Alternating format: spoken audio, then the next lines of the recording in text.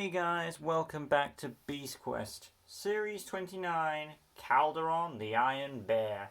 And welcome back to Beast Quest, guys. It's been a while since the last series. It feels like a big gap since the last time. And we're on book 1 of Series 29 of a new series. As it went on, it took a bit of a gap, but I'm back now. So, like always, as you know, in-depth story analysis and then my overall thoughts on this epic adventure. So if you haven't already, make sure you've read this book before you watch this review, unless you don't care for spoilers. So that being said, let's get into this. Our story begins with our heroes joined with the new defenders from the last series as they were preparing some kind of ceremony. However, it was interrupted when Malvel poisoned Tom. Malvel revealed himself, explaining Tom could only be cured by an antidote which required certain ingredients or guarded by beasts. One wonders why not just kill Tom when you have the chance. After all he's done to you, Malvel. You should just kill him when you have the chance to. But you know why? If we don't do this, there won't be a plot. But to be fair, you could. The excuse they do to create this plot is kind of weak, really, because knowing the character of Malvel, what he's been through, as someone's intelligent enough would have just killed him while you had the chance to. After all he's done. But Malvel likes to play with his enemies, his ego and all that, so whatever. So he poisons him to a point where he has to be healed by these tokens that you have to gather from these guarded beasts, gather from the guarded beasts. But anyway, the wizard flees, leaving our heroes in dread. Our new heroes partner up with an established character and go on their way. Rafe and Elena go to his hometown, where they praise the great river and then bump into his locals. As a nice twist, instead of waiting till the end, Kalderon the bear beast instantly shows up. I have a theory behind this, which I'll get into later. Anyway, Kalderon reveals his fire aura, which surrounds his body to protect him, along with his shiny armor. When his powers are revealed, I instantly predicted how this story would end, and I'll get into that later too. But as soon as his powers are revealed, it's instantly, and anyone with a brain would think of how to beat this thing now his powers are revealed. And especially what's established earlier on, it's kind of obvious. Anyway, let's see where I was at there. Kalderon begins his rampage. Kalderon begins his rampage, absorbing metal, increasing his size and power, another ability he has at his disposal, pushing our heroes back. Kalderon seems unstoppable, to the point where the villagers evacuates, and after struggling to fend off Kalderon and being smashed into a barn, Rafe wants to give up. Our hero, ladies and gentlemen. Tom shows up in his shadow form. In a previous chapter they established while Tom is poisoned, he can communicate with his allies in his shadow form. He basically says something on the lines of using the environment to your advantage. After a few minutes, Rafe finally gets it and goes to rally his townfolk together. Elena comes back with a chain and purposely throws it at Kalderon once told of Rafe's plan. Everyone grabs the chain and pulls the beast towards the river. Yes, the obvious weakness to beat a being with fire powers. What a surprise.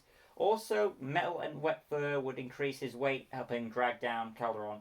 After pulling Kalderon over a bridge, Rafe breaks the support beam and Kalderon plummets into the river, with Kalderon dragging Rafe with him. After a struggle, he's rescued and the beast's defeated, claiming the first token from the beast's dead remains. Rafe and Elena hope that the other young defenders will do just as good a job, if not better, might I add, than Rafe. But that's the first story of the first book, so first part of it. Overall, let me just say right now, this story is very bizarre. It's alright. It starts off fine, kinda, because you have a follow-up. It's basically a sequel series to the first one, and from what I've learned, this series is probably going to be a three-parter for what we've seen in Series 30, so that's a nice change. But this is kind of weird, because already the first thing that happens is Malvel shows up, and he, instead of, I've already established Malvel should have just killed Tom, but doing that because it's not just me saying, a villain should always do this, but at the same time, with all the series we've been on with Malvel, of all the plots and all the all his defeats, you figure he would just off Tom when he has the chance to, but he doesn't, because of his ego or pride, or I don't know what it is. But regardless, and then you get into the the new heroes, the new protectors. I don't know if the new protectors are going to replace Tom and Elena. I personally hope not, because I prefer Tom and Elena as our heroes. That's just me. But if they do change the series for the future, it's something to these characters need a lot of work. That's all I'm saying. So anyway, though, these heroes have now been, paired up with an established character, Rotu, Daltek, Aroa, the Queen, and of course Elena. Each one is partnered up with one of the 4 defenders, and each of these 4 defenders, or I know projectors, regardless what I use, but each of these 4 warriors are supposed to be, trained to become the new Master of the Beasts. Now, I'm probably gonna get some flack with this, because I'm trying to remember who they're trying to protect. Oh, it was Tangala. I think it was Tangala. That's the kingdom. They need a new Master of the Beast for, because obviously they have Artia's hero, and Wildor has Amelia, I believe, or Freya, or whoever's in charge at the time. So I believe Tangala needs a Master or Mistress of the Beast, and these 4 have been selected. Hopefully I got that right. If I'm wrong, I'm sure Adam will correct me. But hopefully, I'm pretty sure I'm right on that. Hopefully I am. But yeah, so they're fine. Then after that, you get some. They go in their fetch quest to gather these tokens. Now, what Malvel says is that he specifically says that the tokens that are all 4 heroes have to go to their home. From what I heard in the first chapter, go to their home turf, and they have to fight a beast and somehow gather a token. Now, he never specifies that the token is part of the beast, so I'm not sure if the other 3 are, because this one was. But regardless, there's that. And like I said, as soon as the fire thing was brought up, I instantly... No, I'll tell you that. As soon as the river was brought up, I was like, since I'm a writer, they wouldn't bring that up for no reason. So I was a bit suspicious, so I had to keep that in my mind. And when they introduced the Beast of Fire powers, it was pretty obvious how the story was going to end, because they're not going to establish the river and mention how beautiful it is for no reason, unless they just do it because they have nothing else to say. So I predicted the ending of this book. It was even though it was predictable, because for the whole book, our hero Rafe, hero in quotes, he doesn't get how to beat Kalderon until the climax, or the 7 or 8, and that's kind of late, because I'm not the smartest guy in the world, but still, I feel like anyone with a functioning brain, probably even less, maybe someone less intelligent than me in the real world, in our world, could figure it out. So how do I put this? It's making our hero Rafe kind of dumb, just to make our younger breeders probably learn the memo. But the way it's kind of, for Beast Quest fans like myself, who are purists of this series, it kind of makes your reader kind of really, after all we've been through, you expect us to, this big mystery. I'm just expecting a bit more from Beast Quest after all it's been through. But I can understand, on the other hand, I can say they're just trying to teach younger readers that, water can beat fire, so this is something easy. I can see that, because it's, they're trying to establish a new audience as well. But still, there is that plot issue with it. After that, I don't think, there is that, the other one issue about it is that Rafe, after he gets smacked down, he constantly wants to give up from that point. And then after my friend Adam was like, nah, I don't believe he's going to give up. And then it wasn't helping the fact that Adam was reading his chapter, or I was reading his. I think he was reading it. But he was reading stuff that's saying, further establishing that Rafe does want to give up, does want to quit. And it was not a good sign for Adam right there, but still. I don't think I don't think Rafe is going to be Master of the Beast. And if he is, that's going to be... The only way to justify Rafe becoming Master of the Beast is either he gets more development, either in somehow one of these other books, which I doubt, or the climax of the series, which I doubt. But, okay, if he gets some more development in the climax, okay. But still, at the end, I don't think Rafe is a good choice to be Master of the Beasts for Tangala, if that's the kingdom he's supposed to protect. Anyway, though, that's just my thoughts. But regardless, I'm going to go into the characters now. Rafe, I've already gone over a big kind of a rant on him, but like I said, he's a kid, he's a young warrior, I get it. He's facing these challenges like Tom did, but still, Tom never gave up. He had that warrior spirit that he didn't want to give up no matter what. And that's what made him a powerful enemy. Not just all the powers he had, but because of his will and determination. Rafe doesn't have that.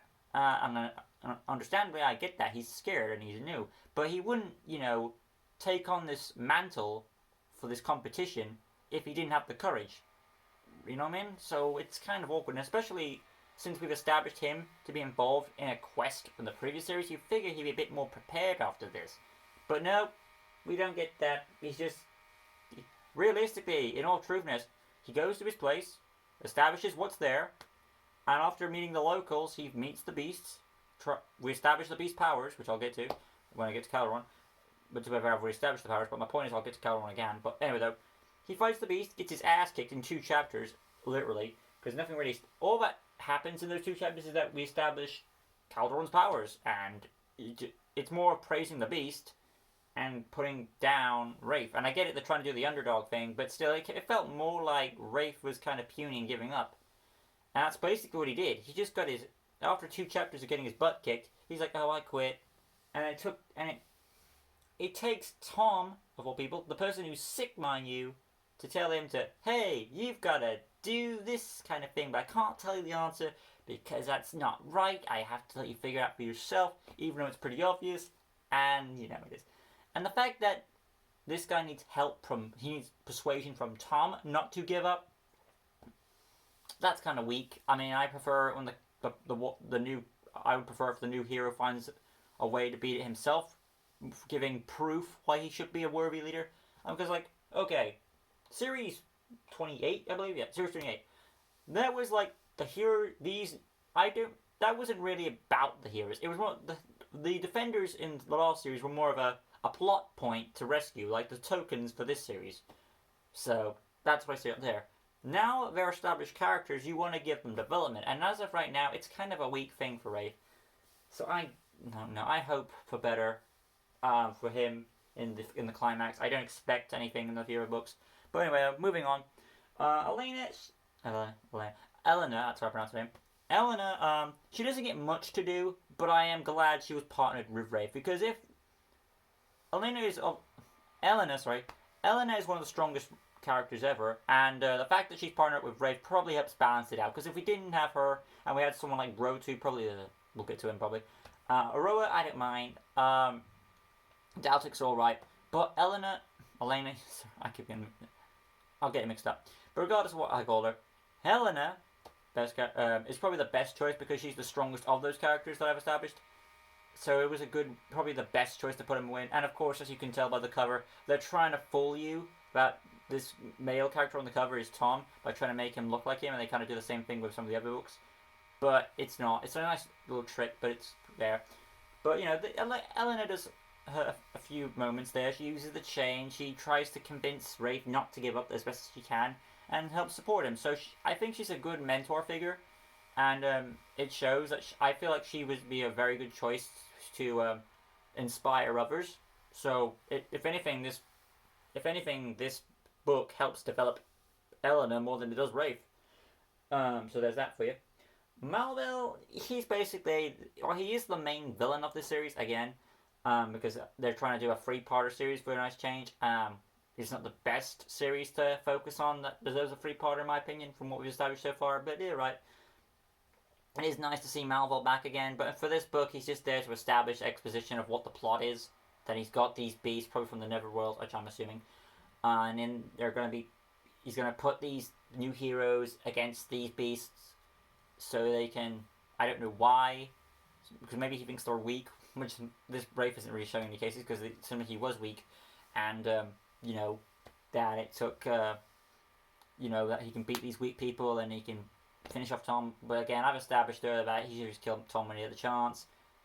I hope that the other 3 heroes do a better job than Rafe. But as for Malva, he's just, like I said, he's just here for exposition, really. Just establishing what his plot is, what his scheme is, which again is a stupid thing to do. Why would you tell your enemies, oh, this is my plan, and this is how you beat me? I wouldn't do that. Final character, Kalderon the Beast. And I think Kalderon is the main star of this. I mean, yeah, Elena, Elena's there too, and she has her arc of development more than Rafe does. But I feel like Kalderon is the main star of this book. Normally in a series, you take a while to establish. It takes like the very end or halfway through the book to get to him, but instantly he shows up. He's ready to go. He reveals his powers straight away.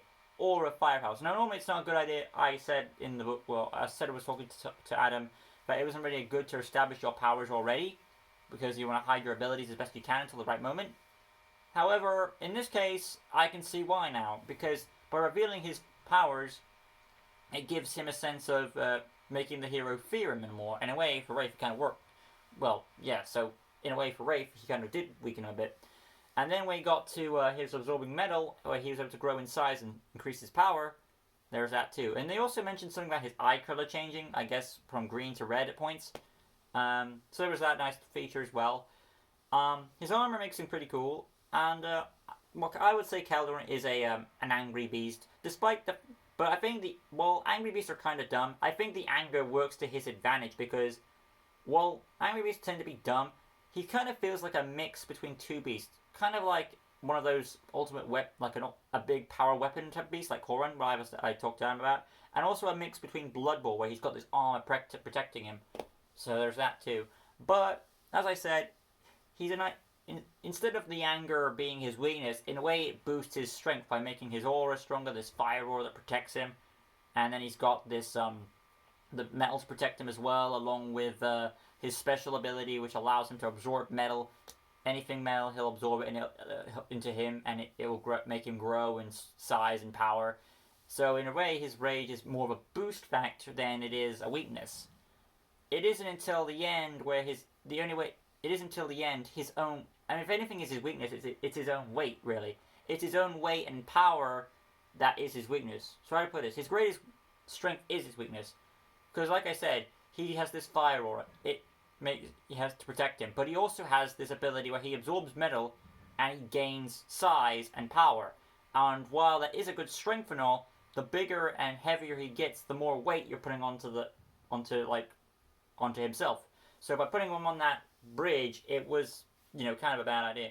Well, for him anyway. Well, yeah, for him it was a bad idea. But yeah, his greatest strength is his greatest weakness, so in a way, he's kind of an interesting beast. And I had a lot of fun reading this book on a beast perspective, which is an interesting thing for me. So I think for someone like Adam, when he does his beast review, I think he will have a positive look on this more than a story analysis. I want a story analysis. This is a shit book.